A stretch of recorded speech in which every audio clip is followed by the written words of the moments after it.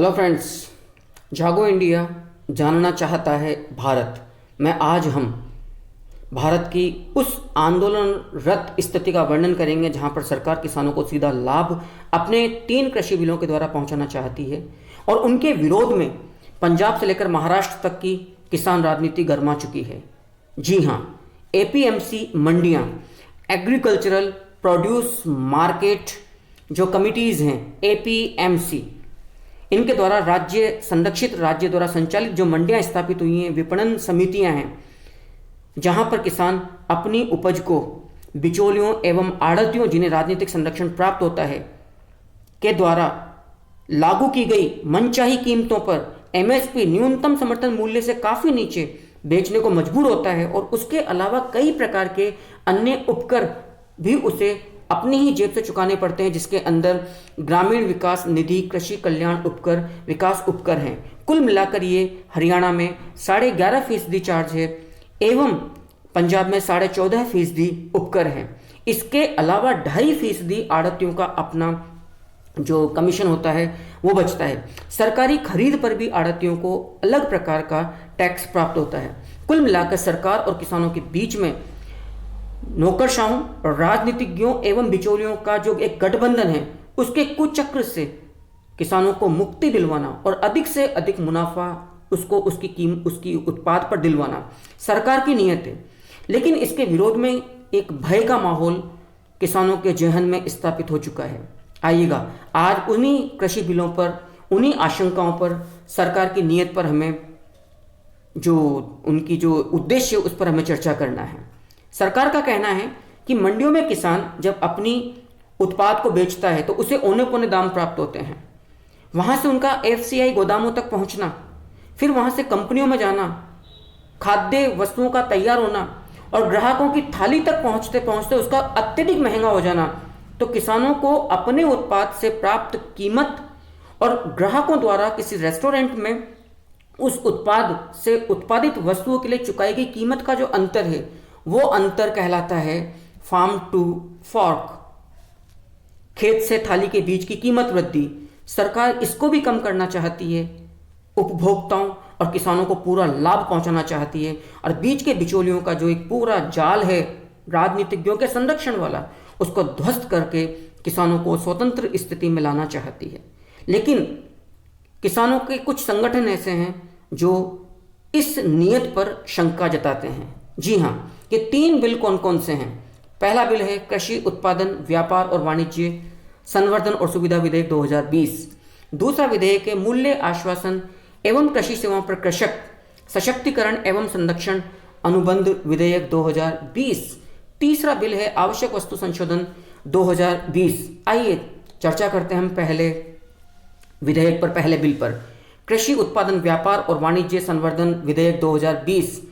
इसके प्रावधान ये हैं कि सरकार किसानों को जो राज्य द्वारा संचालित एपीएमसी मंडियों हैं उनसे बाहर अपनी मनचाही जगह पर, अपने मनचाहे राज्य पर, अपनी मनचाही कीमत पर, बिना किसी बिक्री पर लगने वाले टैक्स के अपनी वस्तुओं को, अपनी उत्पादन को बेचने की स्वतंत्रता ऑनलाइन भी देना चाहती है ताकि किसानों को अधिक से अधिक अच्छा दाम प्राप्त हो सके। लेकिन विपक्षियों का तर्क का जो डर है वो कुछ और है। उनका कहना है कि ऐसा करने पर राज्य को मंडियों में किसानों द्वारा फसल बेचने पर जो शुल्क प्राप्त होता है, जो मंडी फीस प्राप्त होती है, उसका घाटा होगा।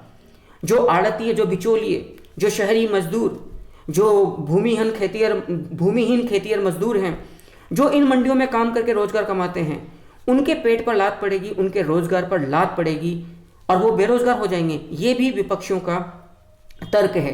तो ये कहना है कि फिर कमीशन एजेंटों का क्या होगा, क्योंकि प्रदर्शनकारियों को डर है कि जब एफसीआई राज्य की मंडियों से जब खरीद नहीं करेगी तो जो 2.5% के लगभग जो कमीशन आढ़तियों और बिचौलियों को प्राप्त होता है वो कहाँ से आएगा। वो कई लाखों में आढ़ती है, अकेले 48,000 आढ़ती है अकेले पंजाब में रजिस्टर्ड हैं, उनके रोजगार का क्या होगा। शहरी एजेंट जिनकी संख्या 30,000 बतलाई जाती है एवं 3 लाख मंडी मजदूरों के साथ साथ 30 लाख जो भूमिहीन खेतिहर मजदूर हैं वो भी बेरोजगार हो जाएंगे।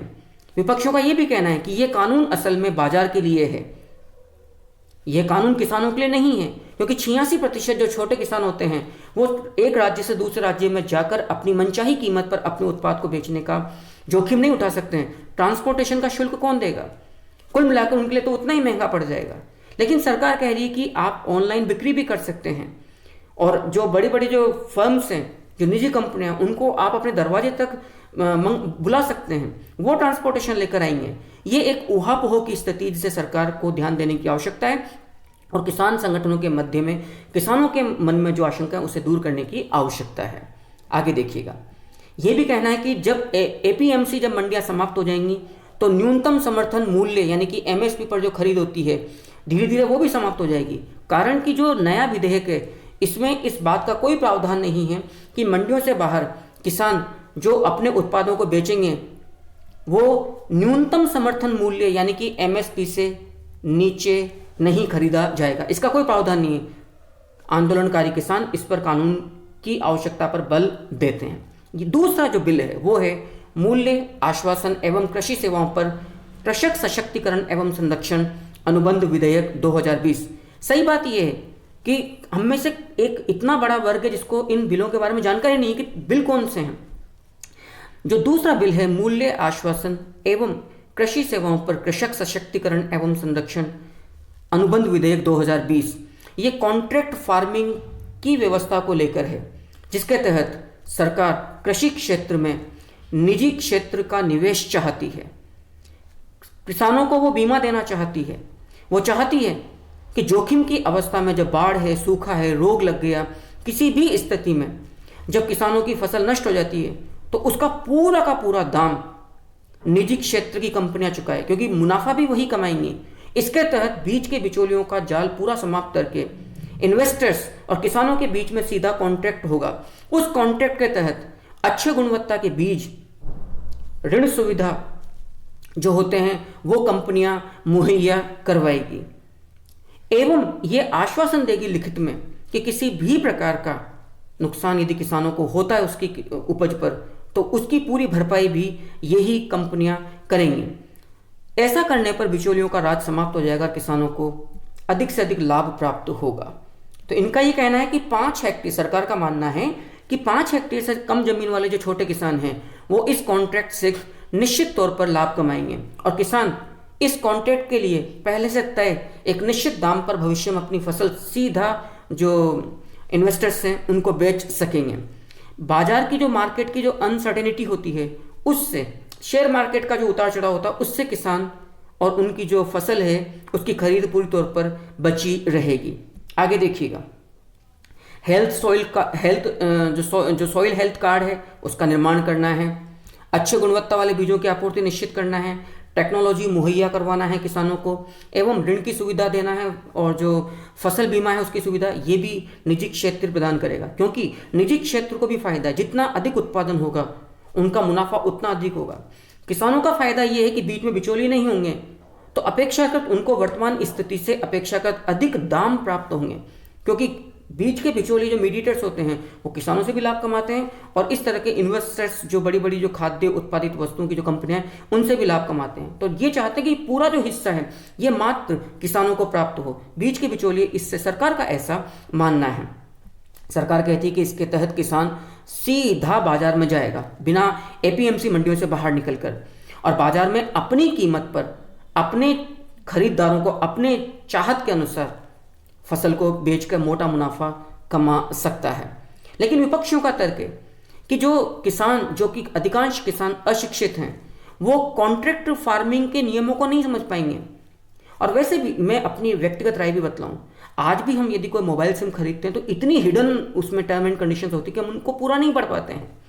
हम बस सिग्नेचर करते हैं, अपना आधार देते हैं और कार्ड खरीद कर जाते हैं। लेकिन सही बात यह कि उनमें इस तरह की कई कंडीशंस होती हैं, जैसे कॉल ड्रॉप होना है, और हम चाहकर भी निजी कंपनियों को उसमें कानून के दायरे में कटघरे में खड़ा नहीं कर सकते हैं। तो विपक्षियों का तर्क ये है कि किसी भी प्रकार की विवाद की स्थिति में किसानों का क्या होगा, क्योंकि कोई फास्ट ट्रैक कोर्ट्स नहीं है जहां पर सीधा किसानों की सुनवाई हो सके।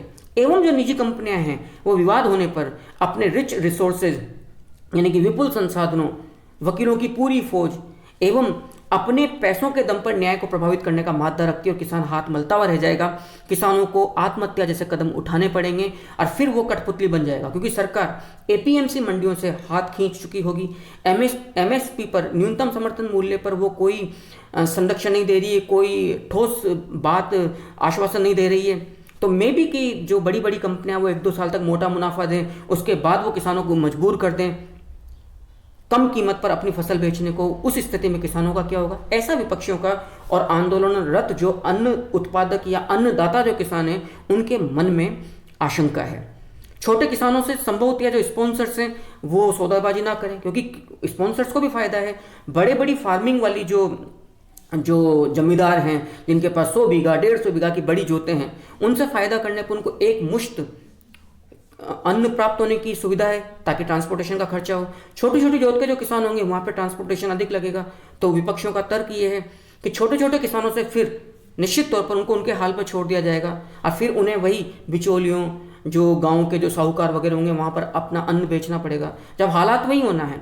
कारण कि 2006 में एपीएमसी एक्ट समाप्त कर दिया गया था बिहार में। विपक्षियों का कहना है कि यदि निजी बाजार की कल्पना इतनी ही अच्छी है तो क्या बिहार के किसानों की हालत सुधरगी, जबकि वहां पर किसान अपनी मनचाहे दाम पर अपनी मनचाही जगह पर जाकर अपनी फसलों को बेच सकता है।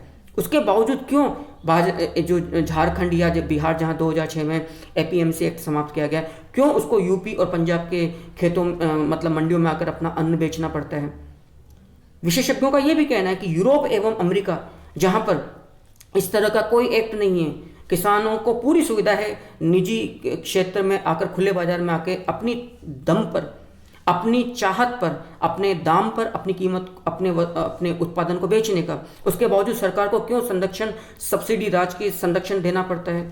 कुल मिलाकर इनका यह कहना है कि जब तक आप कोई इंफ्रास्ट्रक्चर हमें अवेलेबल नहीं करवाओगे, ये बात अच्छी लगती है कि ऑनलाइन फार्मिंग होनी चाहिए, लेकिन क्या प्रैक्टिकली चीज सही है क्या? जहां पर पुअर नेटवर्क है, कई प्रकार के दूर दराज के इलाकों में इस तरह की कई आशंकाएं विपक्षियों के दिल में हैं। आगे देखिएगा।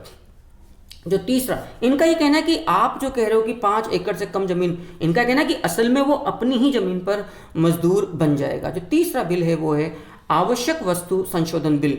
ये असल में बना तो 1955 में था।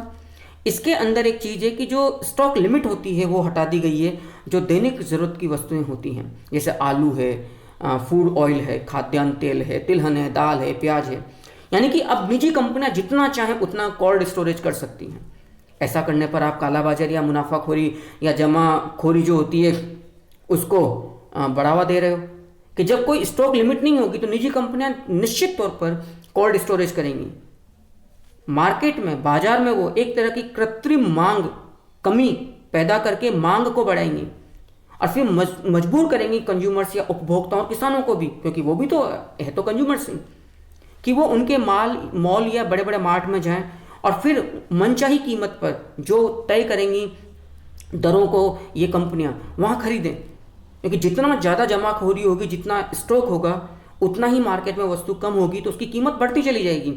ये इस तरह का, हालांकि सरकार ने यहाँ पर एक प्रावधान दिया है कि युद्ध जैसी, नेशनल डिजास्टर जैसी, कोई प्राकृतिक आपदा जैसी कोई विशेष स्थितियां होंगी वहां पर स्टॉक लिमिट लागू कर दी जाएगी। लेकिन हम जानते हैं प्रैक्टिकली ये चीज़ पॉसिबल नहीं होती। आज भी हम जानते हैं कि जो पेट्रोलियम, जो निजी कंपनियां, निजी क्षेत्र की कंपनियां हैं, वो आए दिन पेट्रोल और डीजल के दाम बेहताशा तरीके से बढ़ाती रहती है और सरकार का चूंकि उन पर कोई नियंत्रण नहीं है तो हमें पे करना पड़ता है। हम सिर्फ अखबार में इन खबरों को देखते हैं जी कि आज पेट्रोल और डीजल के दाम में इतनी बढ़ोतरी हो गई और हमें सिवाय चुकाने के अलावा कुछ नहीं होता, और सरकार पल्ला झाड़ कर दूर हो जाती है कि जी ये तो कच्चे तेल जो विश्व बाजार की, कई तरह के उनके अपने तर्क होते हैं। इसी तरह के भय किसानों और विपक्षियों के मन में है। सरकार का लेकिन ये कहना है कि उत्पादन, स्टोरेज और डिस्ट्रीब्यूशन पर सरकारी नियंत्रण समाप्त हो जाएगा तो निजी क्षेत्र की कंपनियों को कृषि क्षेत्र में इन्वेस्ट करने के लिए प्रोत्साहित करना आसान होगा। देखिएगा ये बिल क्या कहता है। ये बिल कहता है कि इससे मूल्य की स्थिरता, जो खाद्य उत्पादन की जो वस्तु, उनकी मूल्य की स्थिरता लाई जाएगी। तो जो मैंने अभी शुरुआत में कहा था, फार्म टू फॉर्क में जो अंतर आता है, जो कीमत वृद्धि होती है, वो घटेगा। इसमें कंज्यूमर्स और किसानों दोनों को फायदा मिलेगा, ऐसा सरकार का मानना है। प्रतिस्पर्धी बाजार का वातावरण बनेगा और किसी फसल के नुकसान में, जो फसल का जो नुकसान होता है उसमें उस अनुपात में कमी आएगी। लेकिन विपक्ष का तर्क है कि ऐसा कर कर आप जो एक एक जो कानूनी जुर्म है जमाखोरी कालाबाजारी, उसको कानूनी जामा पहना रहे हो एक तरह से।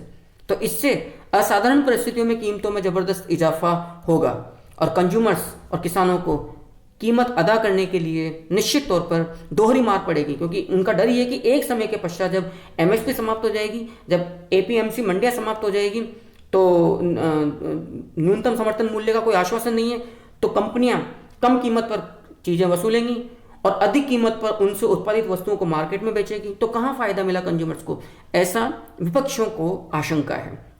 आगे देखिएगा, चूंकि बड़ी कंपनियों के पास कई तरह के विशाल कोल्ड स्टोरेज वाले गोडाउन्स होते हैं, तो ये जिसे कहते हैं इनफाइनिट कैपेसिटी में कोल्ड स्टोरेज कर सकेंगी, तो कालाबाजारी को बढ़ावा मिलेगा।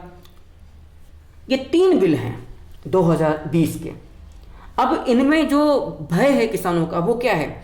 असल में इनका ये कहना है, कई विशेषज्ञों का, कृषि विशेषज्ञों का, कि आप ऐसा करके देश का जो संघीय ढांचा है उसका उल्लंघन कर रहे हो, क्योंकि जो 7वीं सूची है संविधान की, वो राज्य सूची की 28वीं प्रविष्टि में इस बात का स्पष्ट उल्लेख है कि राज्य विधानसभाएं मंडियों और मेलों को संचालित करेंगी। चूंकि केंद्र यदि इसमें हस्तक्षेप कर रहा है तो फिर ये भारत सरकार के संघीय ढांचे को, संविधानिक की जो संघीय जो व्यवस्था उसको ध्वस्त करने के बराबर है। इन्होंने एक बहुत अच्छी बात की जिसका मैंने अभी जिक्र किया कि 2006 में एपीएमसी एक्ट समाप्त कर दिया गया बिहार में, लेकिन किसानों को फायदा क्या मिला है? कुल मिलाकर निश्चित तौर पर आशंका इस बात का है कि प्राइवेट सेक्टर असल में यही चाहता है कि एपीएमसी मंडियां समाप्त हो जाएं और कुछ 1-2 साल वो एमएसपी से ऊपर कीमत अदा कर दें किसानों को, उनको अपने एक तरह से हिप्नोटाइज कर लें। उसके पश्चात जब सरकारी नियंत्रण पूरा समाप्त हो जाएगा इन मंडियों का, बिचौलियों का, सरकार का, उसके पश्चात फिर वो किसानों को इन कंपनियों के द्वारा निर्धारित मूल्य पर अपने उत्पादन को बेचने को विवश करें। कुल मिलाकर ये 3 एक्ट आपके सामने मैंने रखे हैं। मुझे बताइएगा, आप लोगों को जागो इंडिया जानना चाहता है भारत का जो आज का बर्निंग विषय है, कृषि बिल 2020, आंदोलनरत किसानों का भय एवं समाधान क्या हो सकता है? आपकी अपनी राय क्या है? नमस्कार।